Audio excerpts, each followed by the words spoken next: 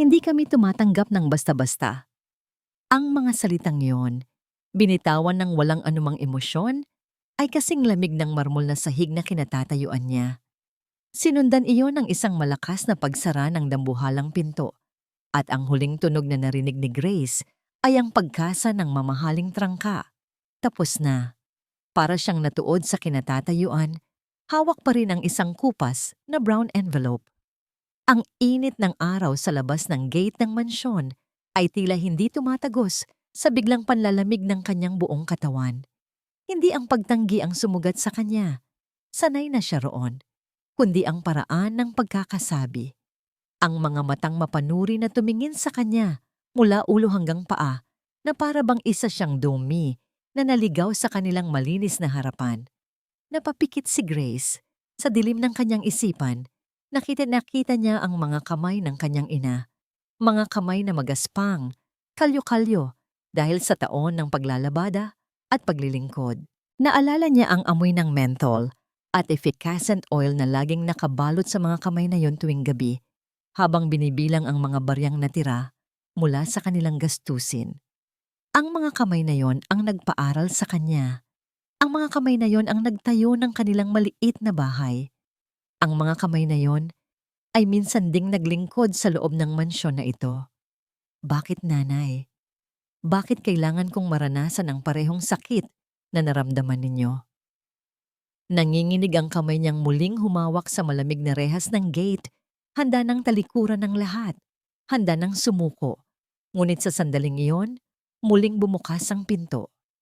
Hindi si Clarissa, isang lalaki, matangkad, medyo may edad na may bakas ng pagod at desperasyon sa kanyang mga mata. Si Martin Salvador. Miss, tawag nito. Ang boses ay pagod at halos pabulong. Pasensya na sa inasal ng asawa ko. Pumasok ka. Nag-aalangan si Grace, ngunit may kung anong pakiusap sa mga mata ng lalaki na hindi niya magawang tanggihan. Dahan-dahan siyang pumasok sa gate na binuksan para sa kanya ng isang security guard. Ang loob ng mansyon ay mas nakakasilaw kaysa sa labas. Malawak, tahimik, malamig. Bawat gamit ay sumisigaw ng karangyaan, pero ang katahimikan ay mabigat. Hindi payapa. Parang may sakit na nakatira sa bawat sulok. Nakatayo sa paanan ng malawak na hagdanan, si Clarissa Salvador. Hindi ito nagsalita. Ang mga mata lamang nito ang nangusap. Isang tingin na puno ng pagbabanta at galit na hindi man lang sinubukang itago. I'll handle this, Clarissa, mahinang sabi ni Martin. We're desperate. Walang sagot. Ako si Martin. Pagpapakilala ng lalaki kay Grace at kailangan namin ng tulong mo. Ang anak namin, si Aya, may sakit siya. Tumangulang si Grace, hindi magawang alisin ang kanyang tingin sa babaeng nakatayo sa hagdanan. Ramdam niya ang bawat paghinga nito, ang bawat pagtitig na parang tinutusok siya ng libu-libong karayom. Sinundan niya si Martin habang naglalakad sila sa pasilyo. Sa isang sulok, sa ibabaw ng makintab na sahig, may nakita siyang isang piraso ng krayola. Kulay dilaw. Bali. Napulot niya iyon at tahimik na ibinulsa. Isang maliit na piraso ng pagkabata sa gitna ng malamig na kayamanan. Huminto sila sa tapat ng isang silid. Bago pa man nila buksan ang pinto, lumapit si Clarissa mula sa likuran. Hindi niya tinapunan ng tingin ang kanyang asawa. Ang mga mata niya ay nakapako lamang kay Grace. Ang boses niya ay kasing talim ng yelo nang sabihin nito ang mga susunod na salita. Sapat lang para marinig nilang tatlo. Isang pagkakamali mo lang, kahit gaano kaliit, mapapalayas ka sa pamamahay na to. Ang pinto sa silid ni Aya ay gawa sa solidong narra, mabigat at mukhang mamahalin. Pero sa paghawak ni Martin sa seradura, narinig ni Grace ang isang mahinang kalansing na para bang may maluwag sa loob. Dito ang kwarto niya. Halos pabulong na, sabi ni Martin, na para bang takot na makabulahag sa sarili niyang pamamahay. Dahan-dahan niyang binuksan ang pinto. Ang bumungad kay Grace ay isang silid na pambata na parang kinuha mula sa isang magasin. Malawak, pero malamig. May isang malaking dollhouse sa isang sulok, isang estanteng puno ng mga libro, at mga mamahaling laruan na maayos na nakasalansan na parang hindi kailanman nagagalaw. Ang makapal na kurtina ay sarado, nag-iiwan lamang ng kaunting liwanag na tumatagos mula sa labas. At sa gitna ng lahat, sa ibabaw ng isang kama na mas malaki pa para sa kanya, ay nakaupo si Aya. Isang maliit na figura sa gitna ng kalawakan. Nakatingin lang ito sa bintana. Ang mga mata ay blangko, walang buhay. Hindi man lang ito lumingon nang pumasok sila. Naramdaman ni Grace ang pagkirot sa kanyang dibdib. Hindi ito ang sakit ng isang karaniwang karamdaman. Ito ay sakit ng kaluluwa. Aya anak, mahinang tawag ni Martin. May bago kang kasama. Si Ate Grace mo. Walang sagot. Walang katinag-tinag. Hindi pinilit ni Grace. Dahan-dahan siyang naglakad papasok at umupo sa isang silya sa gilid ng silid, malayo ng kaunti sa kama. Hindi siya nagsalita. Hinayaan niyang manatili ang katahimikan. Sa katahimikang yon, sinimulan niyang himigin ang isang lumang oyayi. Isang himig na simple, paulit-ulit at malungkot. Pagkatapos ng ilang sandali, sinimulan niyang kantahin ang mga salita. Ang boses niya ay mahina, halos hangin lang. Tulog na. Bunso. Ang gabi malamig. Nandito si nanay. Sa iyong pag-idlip. Mula sa may pintuan, nakatayo lang si Martin. Pinapanood ang lahat. Nakita niya ang pagtulo ng isang butil ng luha mula sa kanyang mata. Luha ng pag-asa. Biglang may isang matinis na boses na bumasag sa sandali. Really, Martin? Isang katulong na kumakanta ng luma? Yan ba ang bago mong strategy? Si Tita Marisol, ang kapatid ni Clarissa. Nakatayo ito sa likod ni Martin, nakapameywang, ang muka ay puno ng pangungutya. Marisol, please! Pakiusap ni Martin. Anong please? Tingnan mo nga. Waste of time. Hindi yan gagana. Ang kailangan ng bata ay espesyalista, hindi probinsyanang magic. Habang nagsasalita si Marisol, ang mga mata ni Grace ay nanatili kay Aya. At sa gitna ng masasakit na salita ng ginang, may napansin si Grace. Isang halos hindi mahahalata, pero nandoon. Ang hintuturo ni Aya sa ibabaw ng kumot ay marahang gumalaw. Isang maliit na kumpas na para bang sumasabay sa himig ng oyayi. Natahimik si Martin at hinila palabas ng silid si Marisol. Muling bumalik ang katahimikan. Tumayo na si Grace. Akala niya ay tapos na ang lahat para sa araw na yon.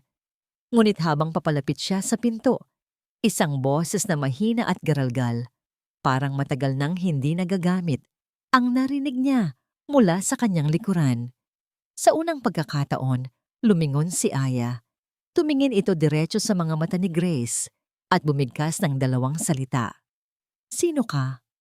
Kinabukasan, may kakaibang amoy na gumising sa mansyon ng mga Salvador. Hindi ito ang karaniwang amoy ng bagong pisang kape o ng mamahaling air freshener. Ito ay amoy ng luya, sibuyas at ng asim na kumukulo. Isang amoy bahay, amoy probinsya, ang amoy ng sinigang na baboy.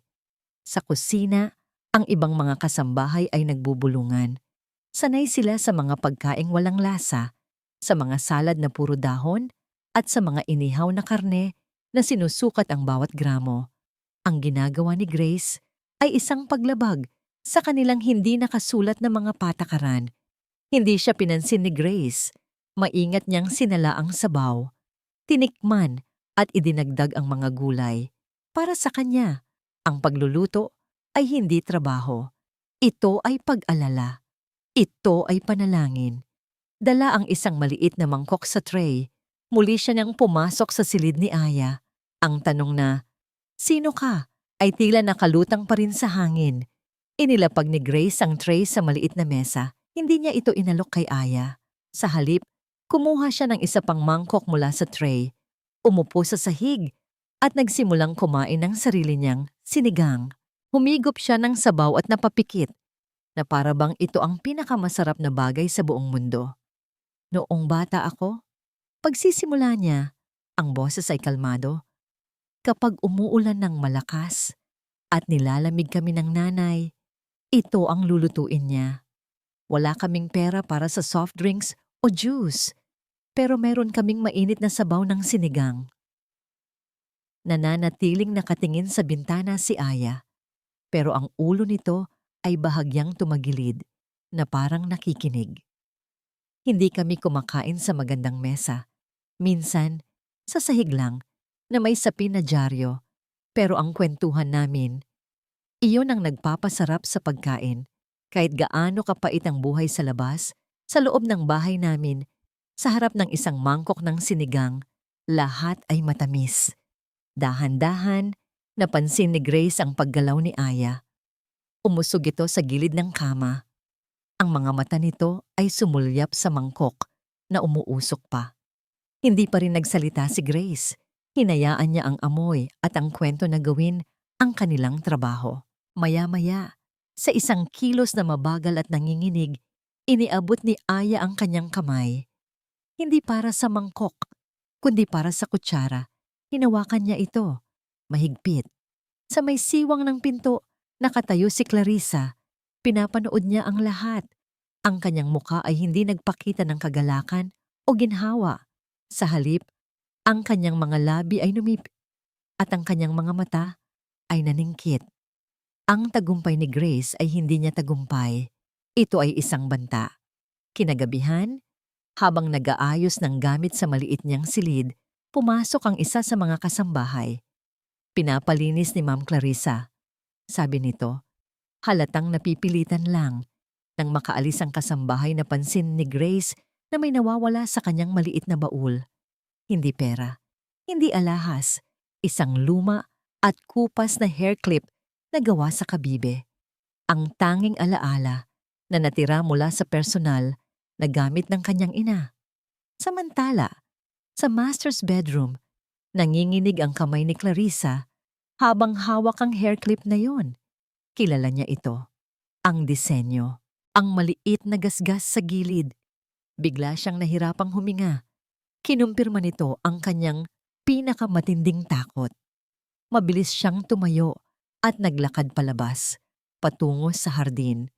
Doon, sa isang maliit na sulok, nakita niya ang mga tanim na tanglad at sili ni Grace na nagsisimula palang tumubo. Tinawag niya ang hardinero. Bunutin mo lahat yan. Utos niya, ang boses ay walang kabuhay-buhay pero puno ng bigat. Lahat, ngayon din. Pero ma'am, gawin mo ang sinabi ko. Pag-ulit ni Clarissa, hindi na tumingin sa mga halaman. Ayoko ng amoy probinsya sa hardin ko. Imposibleng mawala na lang basta. Ang matinis na boses ni Tita Marisol ay tumatagos sa bawat sulok ng malawak na sala. Ang lahat ng kasambahay ay nakayuko, nakatayo sa isang linya na parang mga suspek sa isang krimen. Sa gitna nila, nakatayo si Grace, tahimik, pero ang mga kamay sa gilid ng kanyang palda ay mahigpit na nakakuyom. Isang diamond necklace, Martin. Pamana pa yon ni Mommy. Sigaw ni Marisol, nakatingin sa bayaw niya. Si Clarissa ay nakaupo sa isang silyang velvet. Ang panyo ay nasa kanyang bibig, gumanap bilang isang biktimang nagdadalamhati. Ngunit ang kanyang mga mata, sa ibabaw ng panyo, ay matalim na nakatuon kay Grace. Pinalinis ko ang buong kwarto ko kanina, sabi ni Clarissa. Ang boses ay sadyang pinahina para magmukhang kaawa-awa. Pagkatapos, nawala na. Ang paratang ay hindi direktang sinabi, ngunit ito ay kasing linaw ng kristal na chandelier sa itaas nila. Si Grace ang huling pumasok sa silid na yon para magdala ng tsaa. Kung sino man ang kumuha, pagpapatuloy ni Marisol na siyang nagiging bibig para sa kapatid. Ilabas niyo na ngayon habang mabait pa kami. Nagsimula ang paghahalughog. Si Marisol ang nanguna, binubuksan ang mga bag ng mga kasambahay, walang anumang respeto.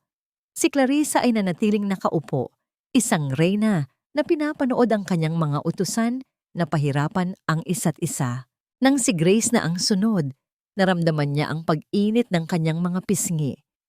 Ito ang hiya, ang kahihiyan. Mas masakit pa kaysa sa isang sampal.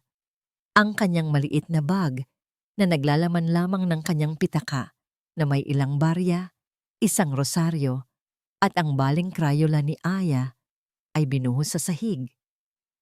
Walang-wala ano, mapanguyam na sabi ni Marisol, kaya siguro natukso.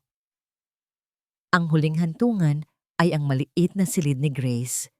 Ang puso niya ay tila pinipiga habang pinapanood niya si Marisol na halongkatin ang kanyang iilang damit, ang kanyang baul na puno ng mga alaala. Sa gitna ng kaguluhan, dumating si Martin. Anong nangyayari dito? Tanong niya. Ang boses ay may bigat ng awtoridad sa unang pagkakataon. Ang kwintas ko, Martin, ninakaw. Tiningnan ni Martin ang eksena.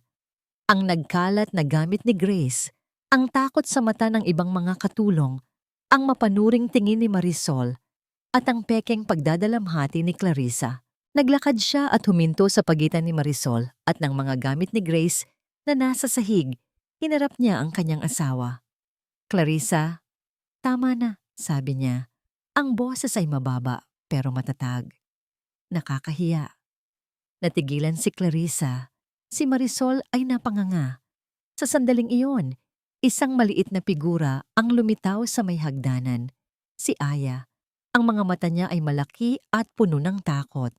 Nakita niya ang nagkalat na gamit ni Grace. Nakita niya ang umiiyak na mukha nito. Bigla, tumakbo si Aya pababa. Hindi siya nagsalita.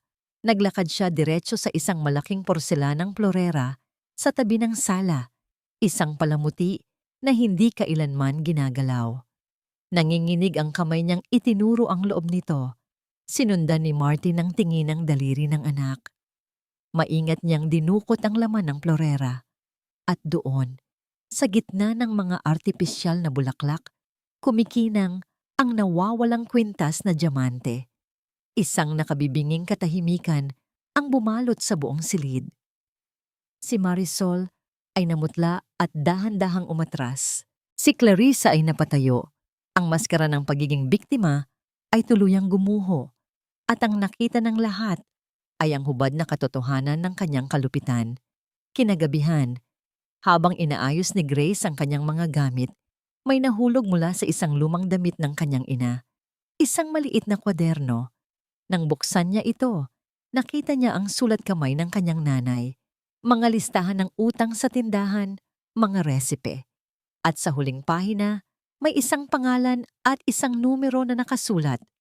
Mr. Del Rio, 827425. Ang huling numero ay nabura na ng panahon. Pinag-iisipan niya kung ano ang ibig sabihin noon nang mapadaan siya sa library. Bahagyang bukas ang pinto. Narinig niya ang boses ni Clarissa, galit at nanginginig sa telepono. Hindi gumana ang plano. Anong gagawin natin? Nandito na siya. Ang anak niya. Oo, ang anak ni Elena. Anong gagawin natin? Ang anak ni Elena. Ang mga salitang iyon ay umaling-awngaw sa isipan ni Grace buong gabi. Mas malakas pa sa ugong ng aircon sa kanyang maliit na silid. Hindi na ito isang hinala. Hindi na ito isang misyon na hango sa mga lumang kwento ng kanyang ina. Totoo ito. Alam ni Clarissa kung sino siya. At takot na takot ito. Dahil sa kaalamang yon, nagbago ang bawat kilos ni Grace. Ang kanyang mga hakbang ay mas maingat. Ang kanyang mga ngiti ay nanatiling naroon para kay Aya. Ngunit ang kanyang mga mata ay laging alerto, laging nagmamasid. Ang mansyon ay hindi na lamang isang lugar ng trabaho. Ito ay naging isang teritoryo ng kalaban. Isang hapon, habang nagdidilig siya ng mga bagong tanim na halaman sa hardin, isang tahimik na pagsuway sa utos ni Clarissa, may napansin siyang isang lalaki sa labas ng gate. Matanda na, payat, at ang suot na damit ay halatang lumana. Hindi ito mukhang bisita. Mukha itong isang multo mula sa nakaraan. Kinausap nito ang gwardiya. Pilit na sumisilip sa loob. Maya-maya, lumabas si Clarissa. Hindi sa pangunahing pinto, kundi sa maliit na gate sa gilid. Ang kanyang tindig ay matigas. Ang kanyang mukha ay walang emosyon. Pero nakita ni Grace ang panginginig ng kamay nitong humawak sa purse. Hindi narinig ni Grace ang kanilang pinag-usapan. Mga bulungan lamang na tinatangay ng hangin. Ngunit nakita niya ang lahat. Ang pagmamakaawa sa mata ng matandang lalaki. Ang pag-iling ni Clarissa. Ang pag-abot ng matanda ng isang maliit at maruming sobre. At ang huli, ang marahas na pag-agaw ni Clarissa sa sobre at ang mabilis nitong pagtalikod. Kinabukasan, naging abala ang mansyon. Nag-utos si Clarissa ng general cleaning, isang paraan para masigurong laging may mata sa bawat isa. Inutusan si Grace na mamalengke para sa mga sangkap ng luluting pagkain ni Aya. Sa palengke, sa gitna ng ingay ng mga sigawan at amoy ng sari-saring paninda, natagpuan ni Grace ang isang sandali ng kalayaan. Habang namimili siya ng gulay, narinig niya ang usapan ng dalawang matandang babae sa kabilang pwesto. "Kawawa talaga si Aling Elena, ano?" sabi ng isa. "Napakabait pa naman. Napagbintangan lang." "Shhh! Baka may makarinig sa'yo," saway ng kausap. "Alam mo naman ang mga Salvador, makapangyarihan, mahirap kalabanin. Nadamay lang si Elena sa gulo ng mga amo." Nanigas si Grace. Gusto niyang lumapit, magtanong, ngunit pinigilan niya ang sarili. Kumuha siya ng sapat na impormasyon. Ang kanyang ina ay hindi lang basta pinalayas. Siya ay nadamay. Pagbalik niya sa mansyon, sinalubong siya ni Martin sa may kusina. Tumingin muna ito sa paligid, kung may nakatingin, bago siya inabutan ng isang nakatuping sobre. "Grace," sabi nito, ang boses ay mahina. "Bonus mo, para sa pasensya mo, sa aming lahat." Sa loob ng sobre ay may ilang libong piso, higit pa sa sapat. Ngunit ang mas mahalaga kay Grace ay ang kilos, isang pag-amin, isang pasasalamat, isang pahiwatig na mayroon siyang kakampi. Kahit pa ito'y isang tahimik na kakampi. Habang nagpapasalamat siya, narinig niya ang boses ni Clarissa mula sa library. Kausap ang isang tao sa telepono. "I need to withdraw a large amount from the corporate account." "Yes. Personal reasons. Just do it. Now." Gabi na. Si Aya ay mahimbing nang natutulog. Sa unang pagkakataon, sa loob ng maraming linggo, niyakap ang isang maliit na unan na tinahian ni Grace nang punda mula sa isang lumang damit. Umupo si Grace sa gilid ng kanyang kama. Pagod ang katawan at isip. Kinuha niya ang kanyang mumurahing cellphone para i-text ang kanyang tiyahin sa probinsya. Biglang umilaw ang screen. Isang mensahe mula sa isang numerong hindi nakarehistro. Nanginginig ang kanyang mga daliri habang binubuksan ito. "Alam ko kung sino ka. Lumayo ka sa pamilyang yan bago mahuli ang lahat." Ang mensaheng iyon ay parang isang multo na bumabagabag kay Grace. Ngunit ang mas nakakatakot ay ang unti-unting pagbabago sa mansyon. Ang katahimikan ay naging mas mabigat. Ang mga tingin ni Clarissa ay naging mas matalim. Si Martin, sa kabilang banda, ay nag-umpisang maging anino sa sarili niyang bahay. Madalas siyang nakakulong sa library. Ang kanyang noo ay laging kunot. Napapalibutan ng mga folder at financial reports. Isang gabi, nakita ni Grace na hawak niya ang kanyang ulo na para bang pasan niya ang buong mundo. Ang tensyon ay tuluyang sumabog isang Biyernes ng gabi. Narinig ni Grace ang mga boses mula sa master's bedroom. Una, pabulong. Pagkatapos, palakas ng palakas. "Saan mo dinala ang pera, Clarissa?" Ito ang boses ni Martin, hindi na pagod, kundi galit. "I saw the statement. Isang malaking withdrawal habang ang stocks natin ay bumabagsak."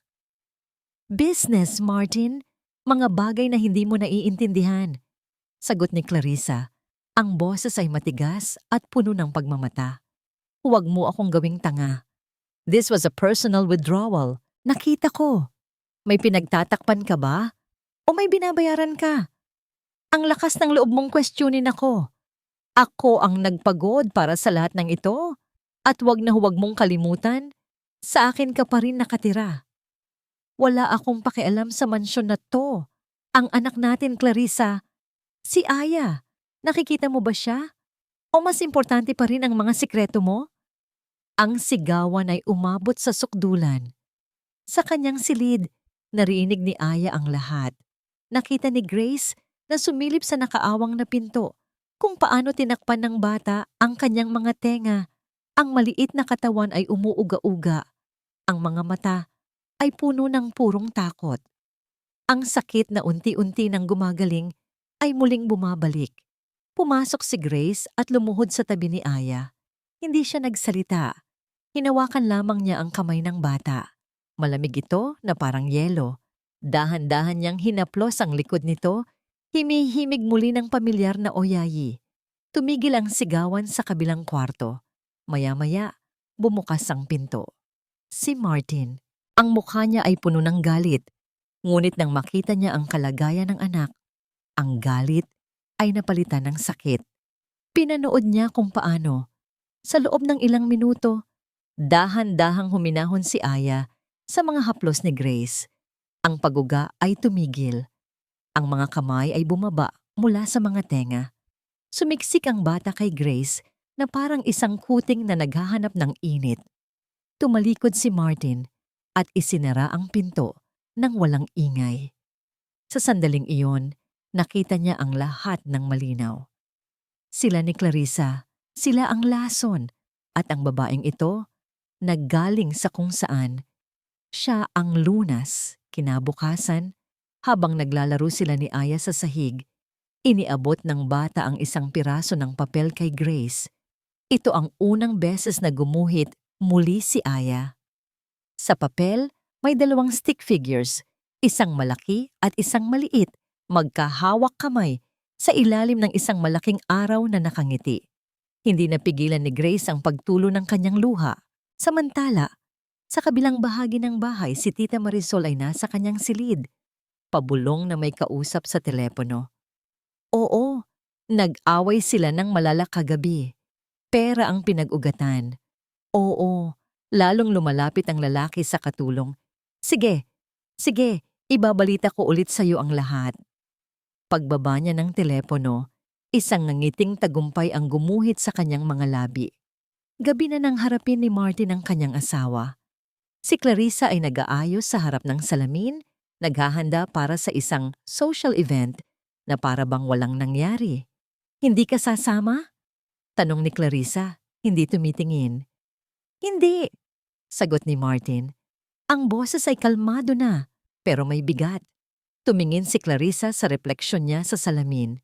Pinakinggan ko ang payo mo, sabi ni Martin. Pumili ako. Humarap si Clarissa. Ang mga mata ay nanlilisik. Kung mawala si Grace, pagpapatuloy ni Martin, bawat salita ay mabagal at malinaw. Baka mawala na rin ng tuluyan si Aya. At hindi ko papayagan yon. Iyang ultimatum ni Martin ay hindi nagsilbing babala para kay Clarissa. Ito ay isang deklarasyon ng giyera. At sa giyerang ito, lahat ng paraan ay pwede niyang gamitin. Ang pagkakataon ay dumating makalipas ang ilang araw sa isang hapon na payapa at maaraw. Buong pagmamalaki, inihanda ni Grace ang merienda para kay Aya. Isang simpleng ensaladang gulay na ang mga sangkap ay pinitas mula sa maliit na hardin na muli niyang sinimulang buhayin. Si Aya na ngayon ay mas masigla na, ay tuwang-tuwa sa mga sariwang kamatis at malutong na letsugas. Wow, Ate Grace! Ang sarap! Sabi ng bata. Ang kanyang boses ay puno ng buhay. Parang candy. Nginitian lang siya ni Grace. Ang makita ang pagbabago ni Aya ang tanging gantimpala na kailangan niya. Ngunit ang ngiting iyon ay hindi nagtagal. Pagkalipas ng isang oras, habang naglalaro sila sa silid, biglang namutla si Aya. Hinawakan niya ang kanyang tiyan. Ate Grace, ang sakit po. Sinundan iyon ng pagsusuka. Ang sumunod na mga pangyayari ay mabilis at kalkulado. Pumasok si Tita Marisol na para bang inaasahan na ang eksena. Diyos ko, anong nangyari? Sigaw nito. Ano ang pinakain mo sa pamangkin ko? Sumunod si Clarissa. Ang mukha ay nagpapakita ng perpektong timpla ng pag-aalala at pagkadismaya. Grace, I trusted you. Mabilis na tinawag ang doktor ng pamilya. Isang matandang lalaki na halatang may malaking utang na loob sa mga Salvador. Maingat niyang sinuri si Aya. Mild food poisoning, sabi ng doktor. Inaayos ang kanyang salamin. Something she ate. Mabutit na isuka niya agad. Bigyan niyo lang siya ng maraming tubig at pahinga. Ang mga salita ay propesyonal, ngunit ang kanyang tingin ay panandali ang dumaan kay Grace. Isang tingin na may kahulugan. Ang salad, mabilis na sabi ni Marisol. Galing sa hardin ng katulong na yan. Sinasabi ko na nga ba? Marumi. Baka may kung anong mikrobyo.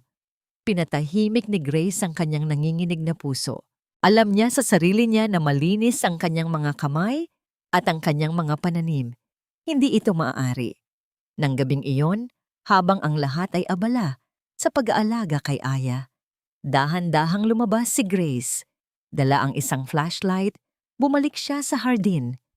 Ang lugar na dati nagbibigay sa kanya ng kapayapaan ay ngayon ay balot ng panganib.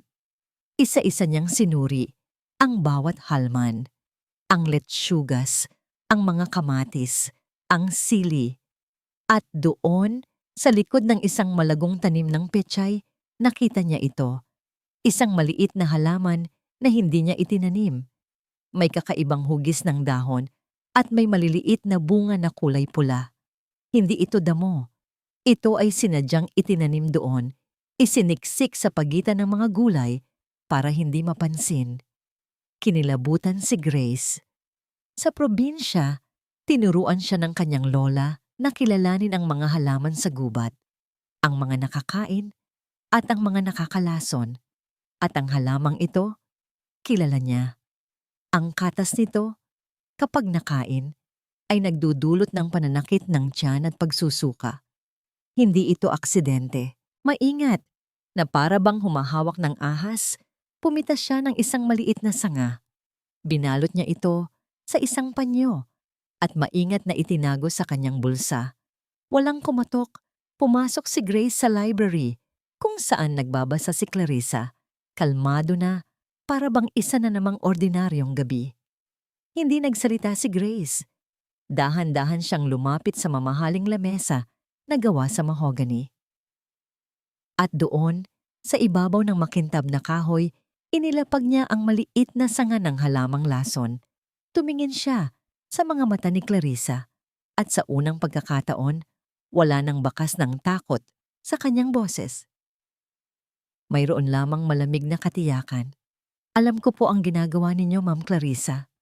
Ang katahimikan na sumunod sa kanilang pagtutuos ay mas nakakabingi kaysa sa sigawan. Hindi inamin ni Clarissa ang kanyang kasalanan. Wala siyang sinabi.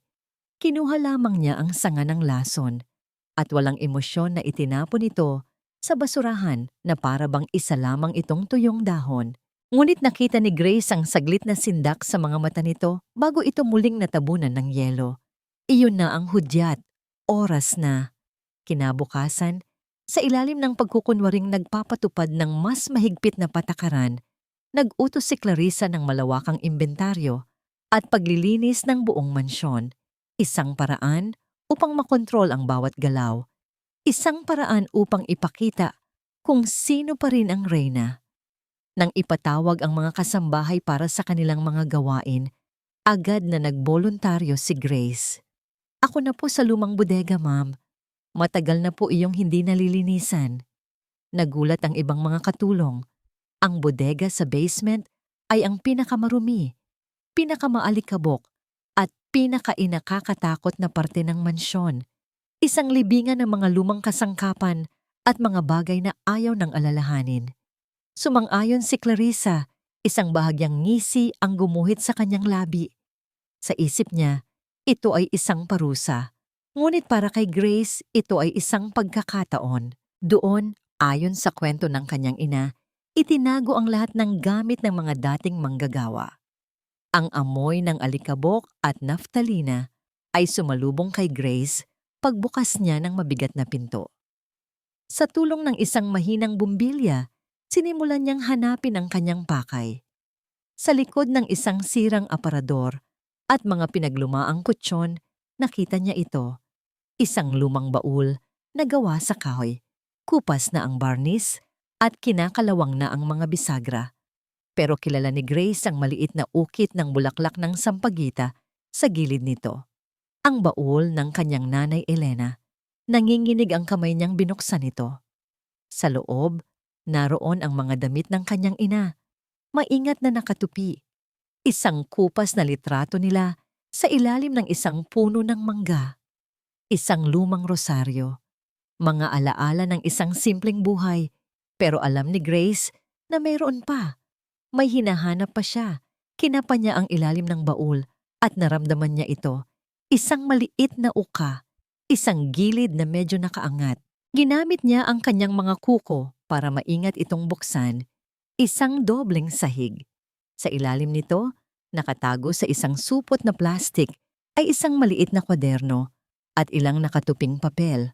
Ang puso ni Grace ay kumakabog ng napakabilis na para bang gusto nitong kumawala sa kanyang dibdib. Binuksan niya ang kwaderno. Ito ang sulat kamay ng kanyang ina.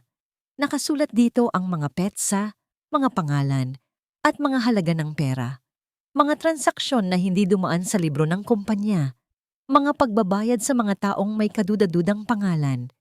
At ang huli, ang nakatuping papel. Isang kopya ng isang titulo ng lupa. Isang malawak na lupain sa kanilang probinsya na dapat sana ay sa kanilang mga ninuno. Ngunit ang pangalan ng may-ari na nakasulat ay hindi sa kanila. Ito ay nasa pangalan ng isang korporasyon na hindi pamilyar sa kanya. Ito na, ang ebidensya, ang patunay ng lahat. Sa huling pahina ng kwaderno, may isang pangungusap na nakasulat sa pamilyar na kaskas na sulat kamay ng kanyang ina. Para sa kinabukasan mo, anak. Tumulo ang luha ni Grace, bumagsak sa lumang papel. Luha hindi ng kalungkutan, kundi ng nag-aalab na determinasyon. Habang pinupunasan niya ang kanyang mga mata, may narinig siyang ingay mula sa itaas. Ang telebisyon sa sala. Boses ng isang news anchor. Patuloy ang pagkalat ng mga alingas-ngas tungkol sa financial instability ng Salvador Holdings. Ayon sa aming source, nahaharap di umano sa malaking pagkakautang ang kumpanya na nagiging sanhi ng pag-aalala sa mga investor. Ang imperyo ay nagsisimula nang gumuho mula sa labas habang hawak niya sa kanyang mga kamay ang bombang sasabog mula sa loob. Isang kaluskos sa may pinto ang nagpatigil sa kanyang paghinga. Dahan-dahang bumukas ito at ang liwanag mula sa pasilyo ay tumama sa kanyang mukha. Nakatayo doon si Martin. Ang mukha ay puno ng pag-aalala.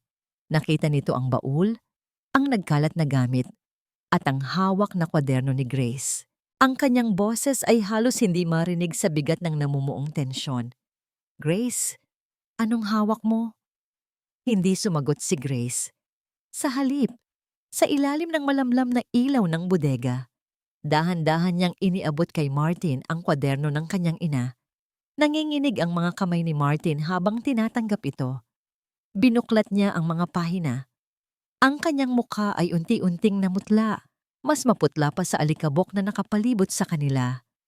Nakita niya ang mga pangalan, ang mga halaga. Nakita niya ang kopya ng titulo ng lupa. Saan mo nakuha to? Tanong niya, ang boses ay basag. Sa baul ng nanay. Simpleng sagot ni Grace. Napaupo si Martin sa isang lumang baul. Ang kanyang mga balikat ay biglang bumagsak na parang pinasa ng isang hindi makitang bigat. Ang imahe ng isang makapangyarihang business executive ay naglaho. Ang natira ay isang lalaking duwag at talunan. Alam ko, pag-amin niya, ang mga mata ay nakatitig sa sahig. Hindi lahat, pero alam kong may mali. Alam kong may tinatago si Clarissa, pero natakot ako. Natakot akong malaman ang lahat. Natakot akong mawala ang lahat ng ito.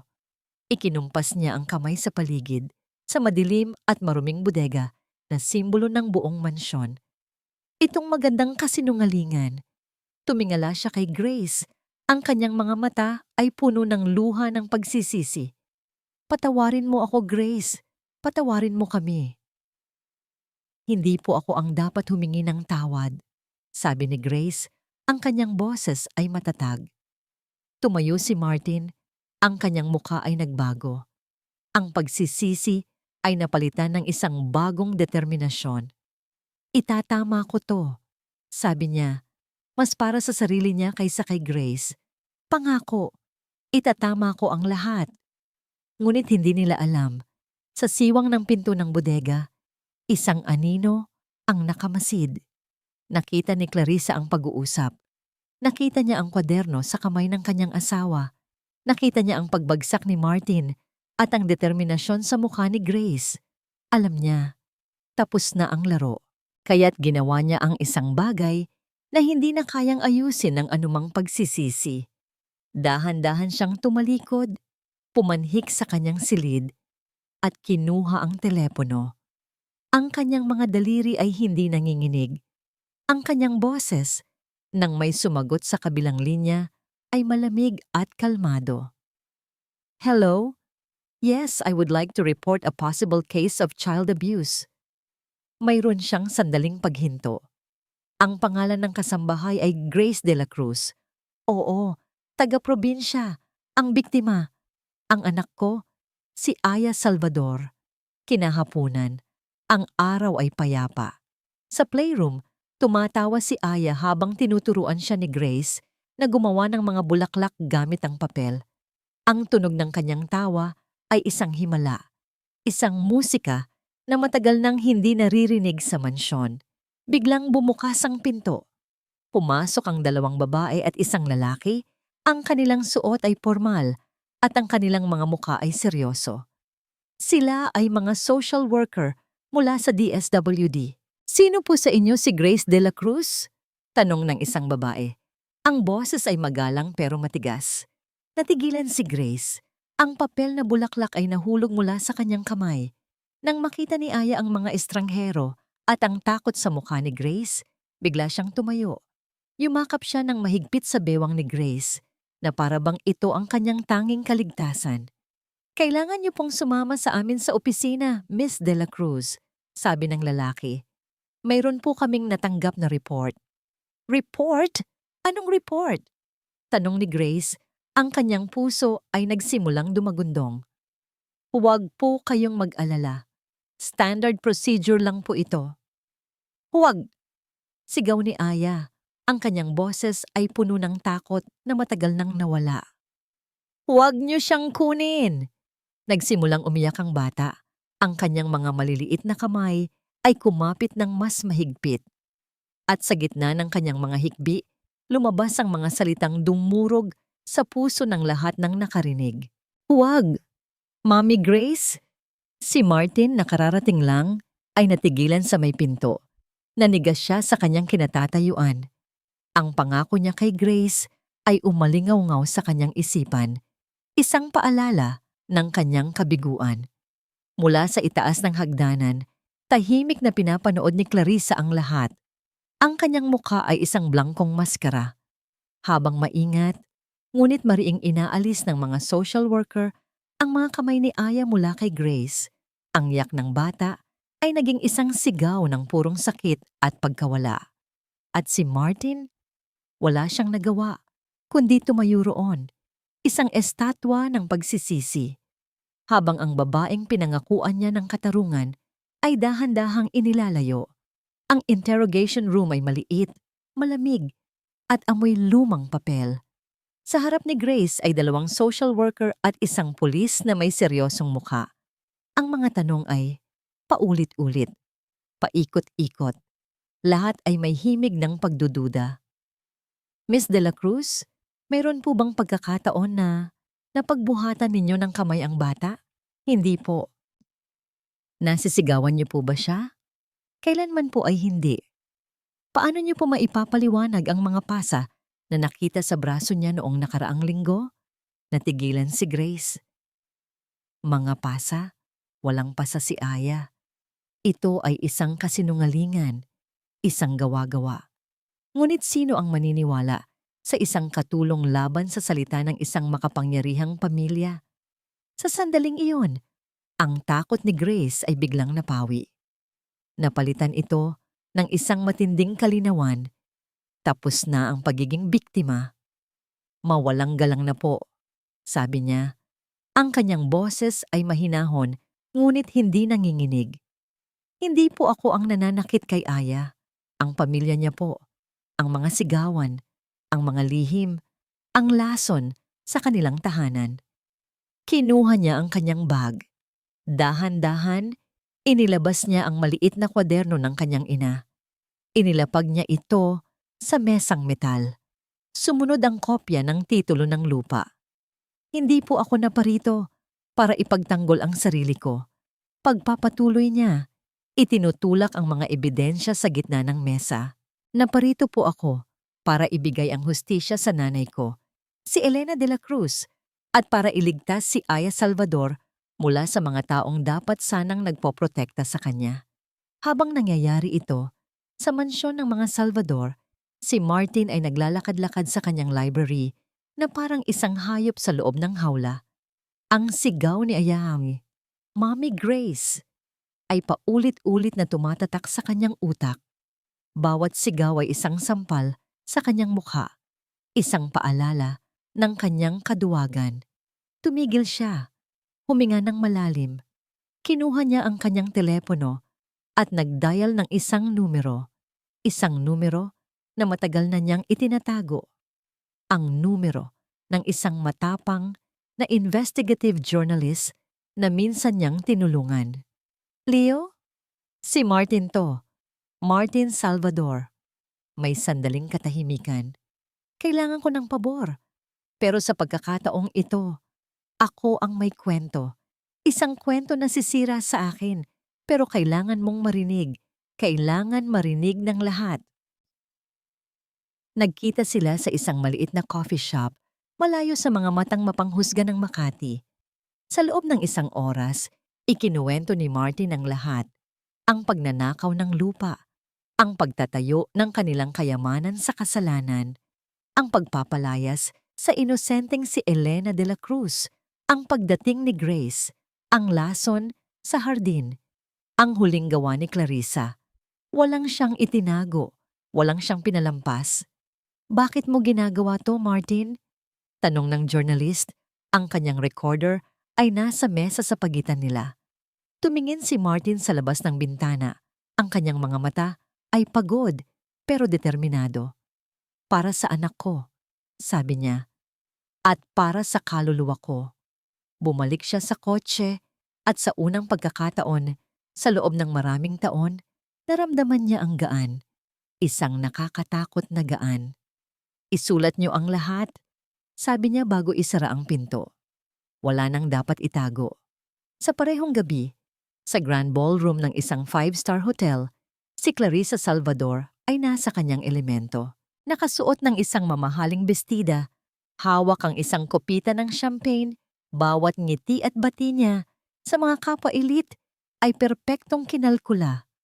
Siya ang larawan ng tagumpay at kapangyarihan. Walang sino man ang makakabasa sa kaguluhang nagaganap sa kanyang likuran. Ngunit biglang may nagbago, isang mahinang ugong, ang tunog ng mga notifikasyon sa telepono. Una, isa. Pagkatapos, dalawa. Hanggang sa halos lahat ng nasa ballroom ay sabay-sabay na tumingin sa kanilang mga screen. Ang mga bulungan ay nagsimula. Ang mga tingin ay palihim na bumabaling sa kanya. Mga tinging puno ng gulat, pagkamuhi at uhaw sa iskandalo. Naramdaman ni Clarissa ang panlalamig na gumapang sa kanyang likuran. Kinuha niya ang sariling telepono at doon, sa screen, nakita niya ang headline mula sa isang major news outlet. Kumakalat na parang apoy sa social media. Ang madilim na lihim ng mga Salvador. Pagnanakaw, panloloko, at pang-aabuso. Isiniwalat mismo ng tagapagmana. Nabitawan niya ang kanyang telepono. Ang basag ng screen nito sa marmol na sahig ay ang tanging tunog na naririnig niya sa gitna ng biglang pananahimik ng buong ballroom. Ang lahat ng mata ay nakatuon na sa kanya. Ang mga kamera ng mga cellphone ay nakatutok. Walang awa, walang pagtatago. Ang kanyang huling baraha ay naubos na. Ang pagbagsak ay hindi dahan-dahan. Ito ay marahas, mabilis, at walang awa. Sa loob lamang ng ilang araw, ang pangalang Salvador ay naging sinonimo ng iskandalo. Ang mga bank account ay na-freeze. Ang mga abogado ay nagsimulang tumawag, hindi para tumulong, kundi para maningil. Ang mga kaibigan na dati laging bumabati ay biglang hindi na matawagan. Ang mga telepono ay tumutunog ng walang tigil.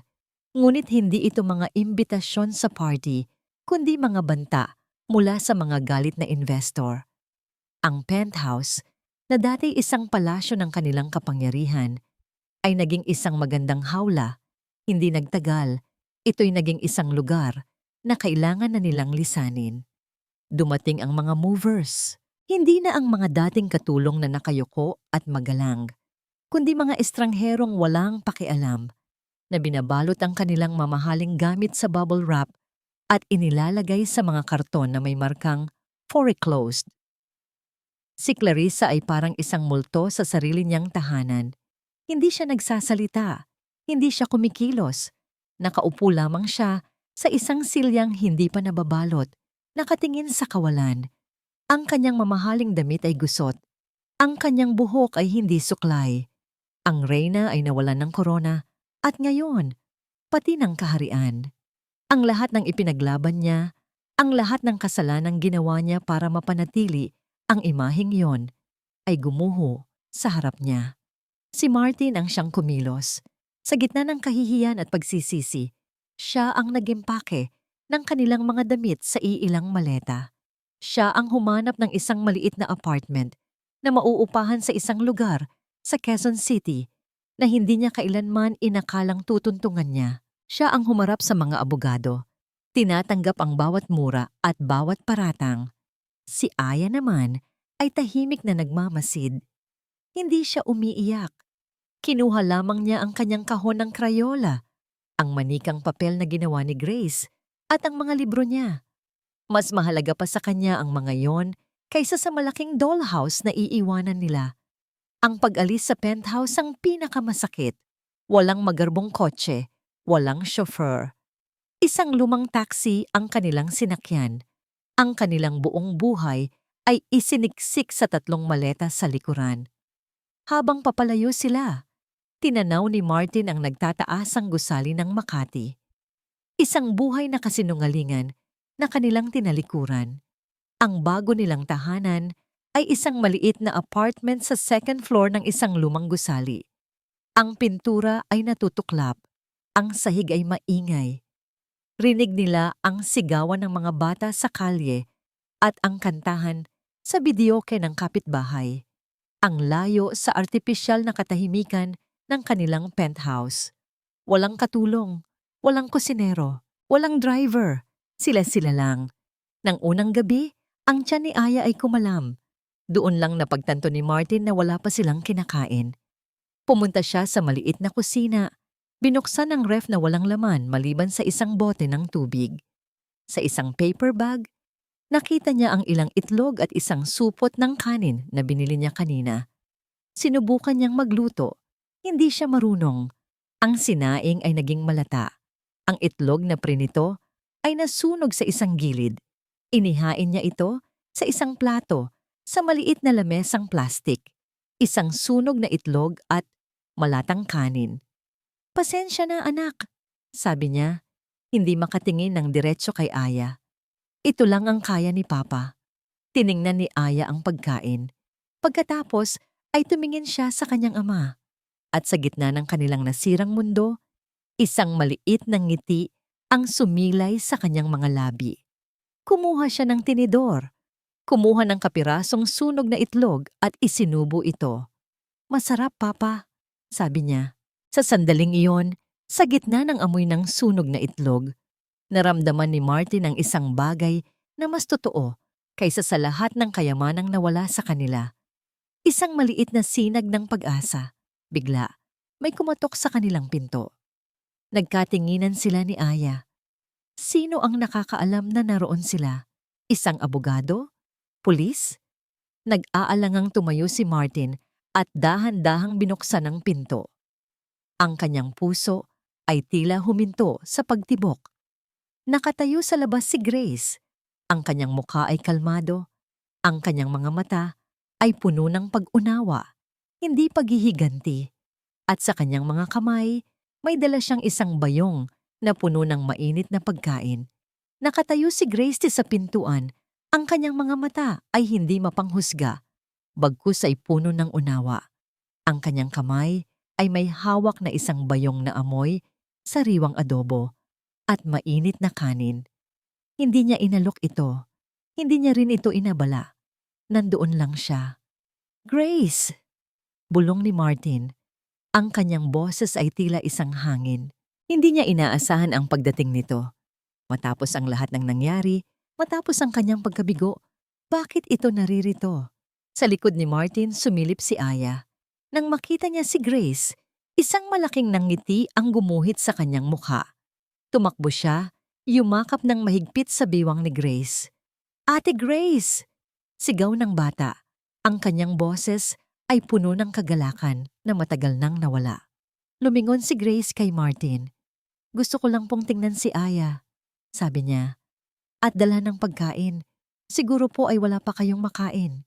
Hindi niya binanggit si Clarissa. Hindi niya binanggit ang kanyang hinanakit. Sa loob ng maliit na apartment, ang amoy ng masarap na pagkain ay bumalot sa kanila. Si Aya ay tuwang-tuwa, kumakain ng maluwag ang kalooban. Si Martin naman ay tahimik. Ang kanyang pagtingin ay laging nakatuon kay Grace. Biglang bumukas ang pinto ng silid. Lumabas si Clarissa. Ang kanyang buhok ay gusot. Ang kanyang mukha ay maputla at namaga sa kakaiyak. Hindi na siya ang Clarissa Salvador na laging matikas at mayabang. Ngayon, isa na siyang babaeng wasak. Nang makita niya si Grace, naramdaman ni Clarissa ang pagdaloy ng iba't ibang emosyon. Gulat, kahihiyan, at isang kakaibang ginhawa. Hindi niya inasahan na babalik si Grace matapos ang lahat ng ginawa niya. "Grace!" Mahinang tawag ni Clarissa. Ang kanyang boses ay halos hindi na makilala. Hindi sumagot si Grace. Hinayaan niyang manatili ang katahimikan. Dahan-dahan, lumapit si Clarissa. Huminto siya sa harap ni Grace, ang kanyang mga balikat ay nakayuko. Sa unang pagkakataon sa kanyang buhay, wala nang anumang pagmamataas sa kanya. Wala nang pader na itinatayo. "Patawarin mo ako." Bulong ni Clarissa, ang kanyang mga mata ay puno ng luha. "Patawarin mo ako sa lahat ng ginawa ko sa nanay mo. Sa'yo, kay Aya, sa aming lahat." Hindi kailanman inakala ni Grace na maririnig niya ang mga salitang iyon. Ang galit na matagal niyang kinimkim ay biglang bumigat sa kanyang dibdib. Nandoon pa rin. Hindi ito nawala. Pero ang nakita niya ay hindi na ang Clarissa Salvador na kanyang kinamumuhian. Nakita niya ang isang babaeng nawalan ng lahat. Isang inang nagdurusa. Humakbang si Grace. Hindi siya lumayo. Sa halip lumapit siya. Kinuha ang magaspang na kamay ni Clarissa na ngayon ay wala ng anumang alahas. "Hindi po ako naparito para maningil," sabi ni Grace. Ang kanyang boses ay malinaw at matatag. "Naparito po ako para tapusin na ang lahat ng sakit. Ang sakit na naramdaman ng nanay, ang sakit na naramdaman ko, at ang sakit na naramdaman ni Aya." Inilabas niya mula sa kanyang bulsa ang baling Crayola ni Aya, ang Crayola na kanyang napulot sa mansyon. "Pwedeng magsimulang muli, Ma'am Clarissa. Pwedeng gumawa ng bagong kulay, pero kailangan nating linisin ang lahat ng luma, ang lahat ng dumi." Nagpatuloy ang pag-iyak ni Clarissa, ngunit ngayon ay may kasamang himig ng pag-asa. Hindi ito pag-iyak ng pagkatalo, kundi pag-iyak ng paglaya. Napansin ni Martin ang pagbabago sa mukha ng kanyang asawa. Ang mga pader na matagal nang naghihiwalay sa kanila ay tila unti-unting gumuho. "Pagkatapos ng lahat?" tanong ni Clarissa. Ang kanyang mga mata ay nanatiling nakatingin kay Grace. Paano mo pa rin nagawang bumalik dito? Bumalik po ako dahil kay Aya. Sagot ni Grace, ang kanyang mga mata ay lumipat mula kay Clarissa patungo sa bata na ngayon ay masayang naglalaro sa sulok. Hindi ko po hahayaan na ang mga kasalanan ng nakaraan ay sirain ang kanyang kinabukasan. At dahil po hindi ko nais na maranasan nyo ang pait na naramdaman ng nanay. Ang mga salita ni Grace ay isang paalala, isang aral, at isang alok ng kapayapaan. Nagsimula ang pagbabago, hindi sa isang malaking pangyayari, kundi sa maliliit na hakbang. Si Martin, ang dating executive na sanay sa air-conditioned office at personal na driver, ay nagsimulang maghanap ng trabaho. Hindi na siya pumili ng trabaho. Tinanggap niya ang pagiging isang sales agent sa isang maliit na kumpanya. Bawat umaga, nililinis niya ang lumang second-hand na kotse na binili niya at pumupunta sa iba't ibang lugar. Nag-aalok ng mga produkto na hindi niya kailanman naisip na ibebenta niya. Si Clarissa, ang reyna ng Makati, ay natagpuan ang kanyang sarili sa maliit nilang apartment. Naglilinis, naglalaba, at nagluluto. Mga bagay na kailanman ay hindi niya ginawa. Sa una, napakabagal ng kanyang mga kilos. Ang paghihimay ng gulay ay napakahirap. Ang paghuhugas ng pinggan ay nakakapagod. Ngunit sa bawat pagod na kanyang naramdaman, mayroong isang kakaibang ginhawa na sumasabay. Isang hapon, habang nilalabanan niya ang uniforme ni Aya sa lababo, napansin niya ang maliit na punit sa gilid ng palda. Ang dating Clarissa ay bibili na lang ng bago. Ngunit ngayon, kinuha niya ang karayom at sinulid. Hindi maayos ang kanyang pagtahi. Malaki ang mga tahi. Ngunit nang makita ni Aya ang uniforme niya kinabukasan, isang malaking ngiti ang isinukli ng bata sa kanya. "Salamat, Mommy," sabi ni Aya, at niyakap siya ng mahigpit. Ito ang pinakamasarap na gantimpala na natanggap ni Clarissa. Si Aya naman, na ngayon ay masigla na, ay bumalik na sa pag-aaral sa isang pampublikong paaralan malapit sa kanilang apartment.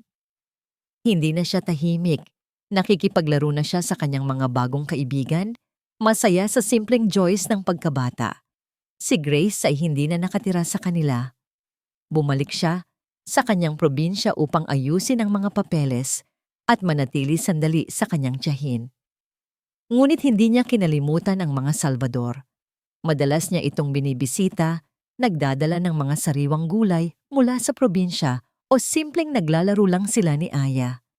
Ang kanyang presensya ay hindi na isang banta, kundi isang paalala ng pag-asa.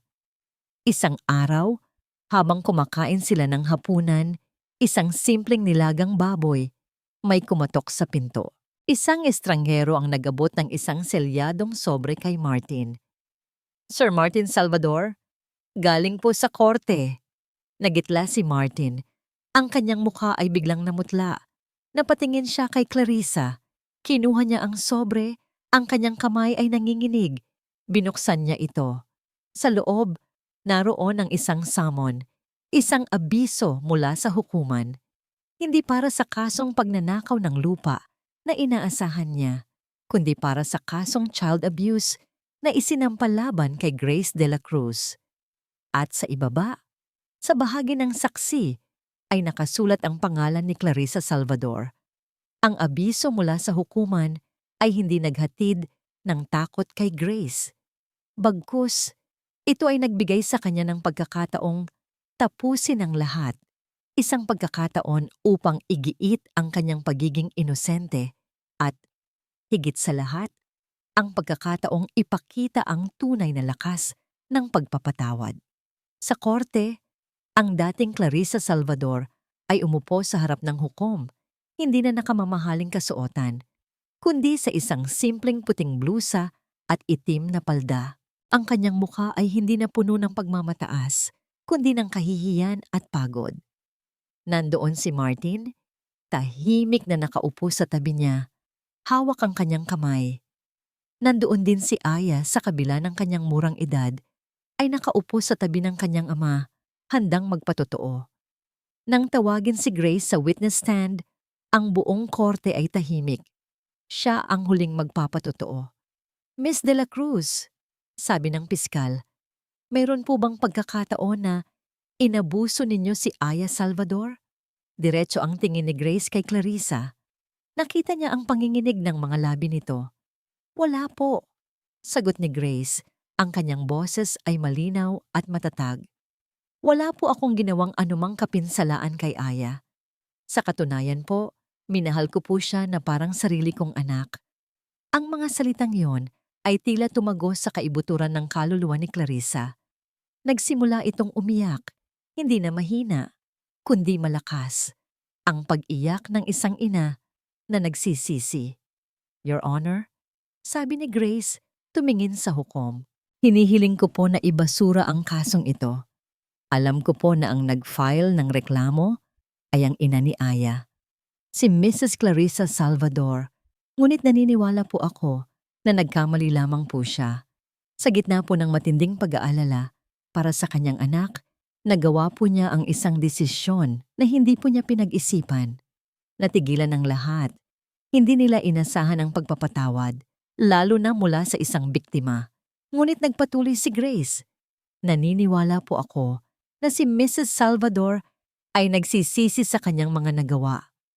Nakita ko po ang kanyang pagbabago at naniniwala po ako na karapat-dapat po siyang bigyan ng pagkakataon na maitama ang kanyang mga pagkakamali, hindi lamang sa batas, kundi sa kanyang sarili at sa kanyang pamilya.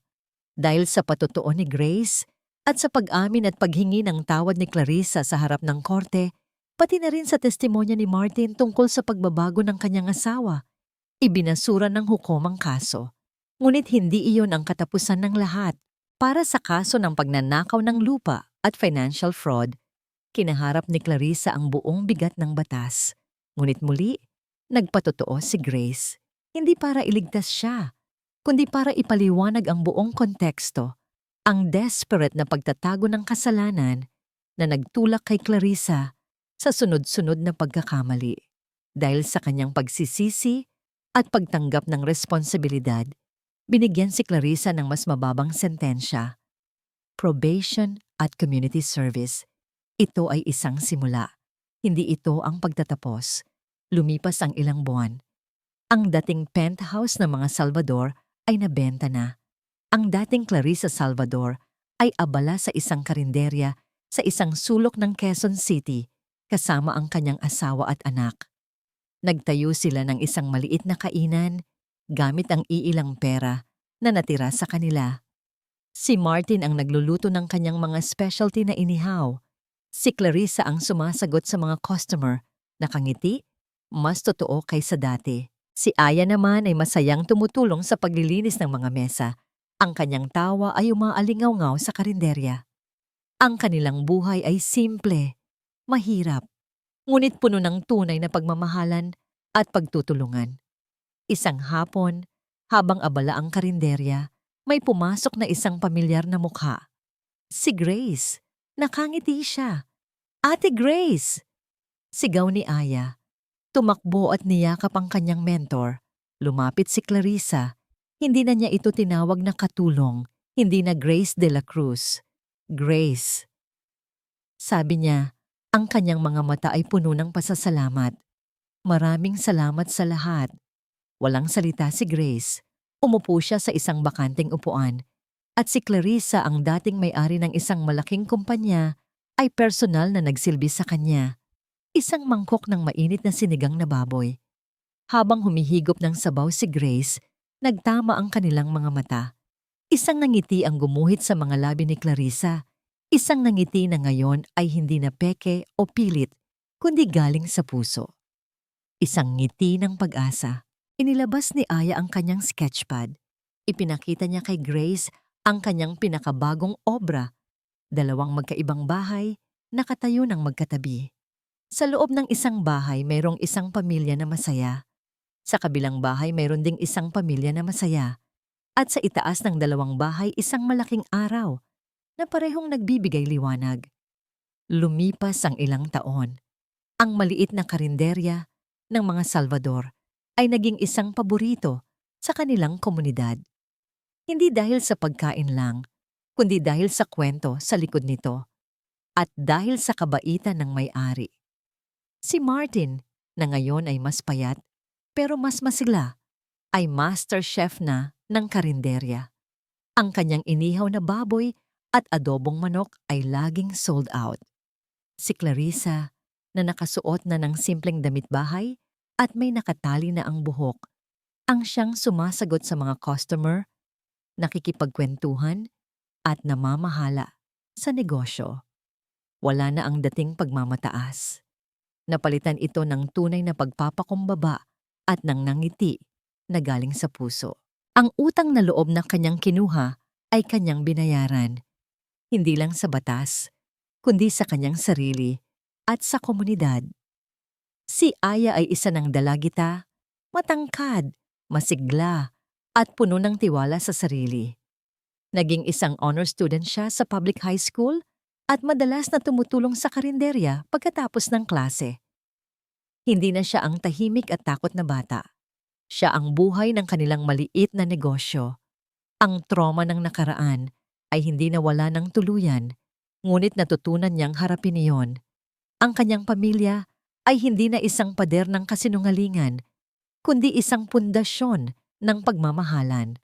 At si Grace, matapos niyang ayusin ang lahat ng kailangan sa korte at masigurong nabigyan ng hustisya ang kanyang ina, ginamit niya ang bahagi ng natanggap niyang bayad pinsala para magtayo ng isang maliit na learning center at scholarship program sa kanilang probinsya. Pinangalanan niya ito sa kanyang ina, Elena's Garden of Hope.